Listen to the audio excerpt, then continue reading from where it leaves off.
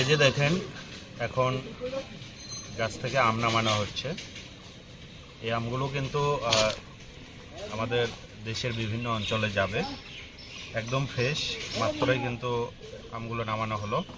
আমি যদি দেখাই যে এটা বড় গাছের এরকম কিন্তু অনেক ক্যারেট ক্যারেট আম হয়। এই আমগুলো কিন্তু একদম ফ্রেশ। এবং আমের একটা বিষয় লক্ষ্য করছেন কিনা যে আম পাড়ার সময় এমনভাবে পাড়া হয়েছে, দেখেন এর গায়ে কিন্তু আঠা লাগে নাই। এই আঠা যদি লাগে তাহলে কিন্তু এর মুখটা কালো হয়ে পড়ে পচে যায়। তো আম পাড়ার সময় এই যত্নটা যদি সঠিকভাবে না নেওয়া হয় তাহলে এটা 2 দিন বা 3 দিনের মাথায় কিন্তু প্রত্যেকটা আমের দেখবেন যে এই মাথার চারপাশে কালো হয়ে ধীরে ধীরে কিন্তু পচে যাচ্ছে।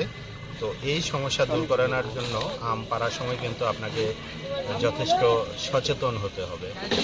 এবং আম বাগানি যারা রয়েছে তারা কিন্তু প্রতিনিয়ত আম নামানোর সময় এই বিষয়টা তারা গুরুত্ব সহকারে দেখেন।